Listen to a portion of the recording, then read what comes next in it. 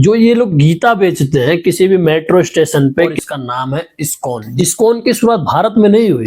अब हमें ये समझना होगा कि इस्कॉन सच में भक्ति सिखा रहा है, बिजनेस कर रहा है, इस्कॉन भारत में कैसे फैल रहा है। आज हम इन्हीं सब चीजों पे बात करेंगे। आज हम बात करने वाले एक ऐसे संगठन के बारे में जिसका नाम सुनते ही कई लोग भावुक हो जाते हैं और भजन याद करने लगते हैं, हरे राम हरे कृष्ण का जाप शुरू कर देते हैं। लेकिन इसी नाम के पीछे चल रहा है एक बहुत बड़ा खेल, एक ऐसा जाल जिसने पूरे भारत में अरबों खरबों का साम्राज्य खड़ा कर दिया, और इसका नाम है इस्कॉन। जी हाँ, वही इस्कॉन जिसे कई लोग भगवान श्री कृष्ण का सबसे बड़ा प्रचारक मानते हैं। लेकिन क्या सच में इस्कॉन सिर्फ भक्ति सिखा रहा है या फिर भक्ति के नाम पर व्यापार कर रहा है? आज हम इन्हीं सब चीजों पे बात करेंगे।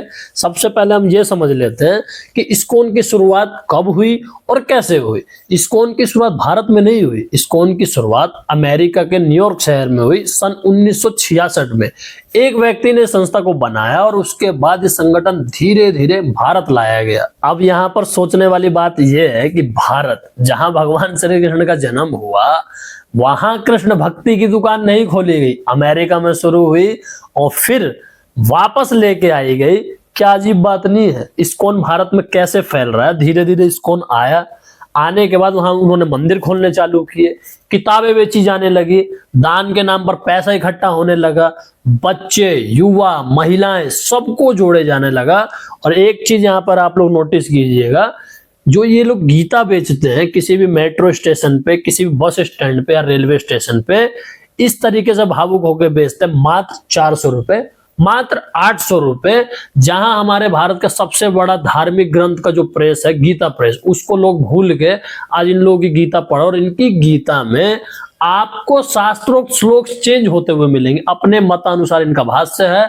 कृष्ण उवाच क्या था, अर्जुन उवाच क्या था, उसमें कहीं भी सत्यता नहीं है। और इस पे खुल के शंकराचार्य ने पूरी वीडियो बनाई, लेकिन लोग फिर भी समझने को तैयार नहीं है कि गीता प्रेस की जितनी पुस्तक है वो प्रामाणिक है, और गीता वहां पे आज भी 20 से 25 रुपए में आपको मिल जाएगी। और असली सवाल ये है कि ये पैसा जाता कहाँ है। ये वही सवाल है जहां पर आपको कहानी और रोचक बना देगी, क्योंकि जनता दान देती है, श्रद्धा से देती है, कृष्ण भक्ति समझकर देते। लेकिन क्या आपने कभी ये समझा या पूछा ये पैसा किस खाते में जाता है, किस देश में जाता है, किन लोगों के हाथ में जाता है? किसी बात का कोई भी प्रमाण नहीं है। अब हमें यह समझना होगा कि इस्कॉन सच में भक्ति सिखा रहा है, बिजनेस कर रहा है। मंदिरों के अंदर अगर आप लोग जाते हैं तो पूजा की सामग्री, जी हाँ, कृष्ण के नाम पे कृष्ण पैक, कृष्ण माला, कृष्ण कपड़े, कृष्ण दूध, कृष्ण बिस्किट, कृष्ण नमकीन, थाली के बदले पैसे, किताबों की बिक्री। भक्ति को धीरे धीरे उत्पाद बना दिया। और भक्ति अब प्रसाद नहीं है, भक्ति अब पूरा रिटेल प्रोडक्ट बन के रह गया।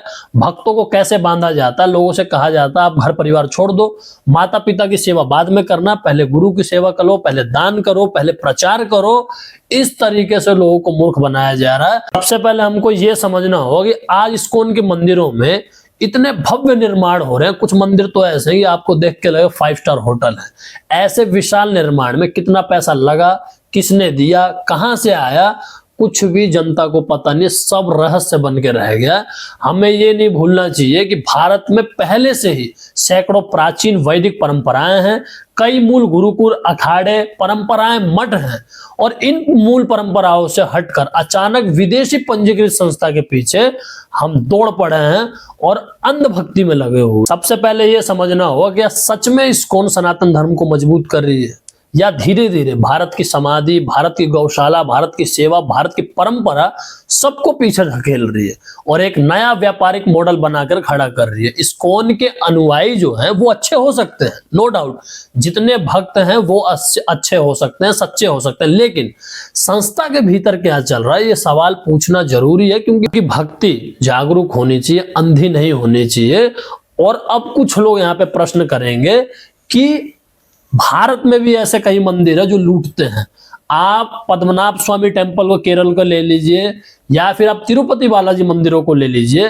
कोई भी भारतवर्ष के जितने भी परंपरागत वैदिक गुरुकुल हैं या जितने भी मठ चल रहे हैं, ये सिर्फ और सिर्फ इन मंदिरों के फंड की वजह से ही चल रहे हैं। तिरुपति बालाजी की इतनी कमाई है मंदिर की, उन्होंने अपने गुरुकुल खोल रखे हैं, गौशाला खोल रखी है, अपने कॉलेज तक खोल रखे हैं, लेकिन इस्कॉन के द्वारा जितनी भी संस्थाएं चल रही हैं, आप किसी भी इनकी संस्थाओं में अगर आपको एडमिशन लेना है तो आपको फीस देनी होगी, और वो भी एक मोटी फीस। लेकिन भारतवर्ष के जितने भी परंपरागत मठ हैं या मंदिर हैं, जितने गुरुकुल चलते हैं, कॉलेज चलते हैं, या कोई भी ऐसा काम हो रहा है तो वो बिल्कुल निःशुल्क है। और इसका जीता जागता प्रमाण हम लोग खुद हैं। हम लोग खुद ऐसे मंदिरों की संस्थाओं से पढ़े जहां हमने कभी भी 1 रुपए नहीं दिए। लेकिन आप इस्कॉन में अगर विजिट करते हैं, कोई भी उनकी छोटी से छोटी संस्था है, तो आपको सर से लेके पैर तक का आपको फंड देना ही पड़ेगा, छोटी सी छोटी चीजों का, यहां तक कि भोजन का भी वहां पे पैसा लगता है। तिरुपति बालाजी में निःशुल्क भोजन चलता है, हर एक मंदिरों में हर एक तरीके से निःशुल्क सेवाएं हैं।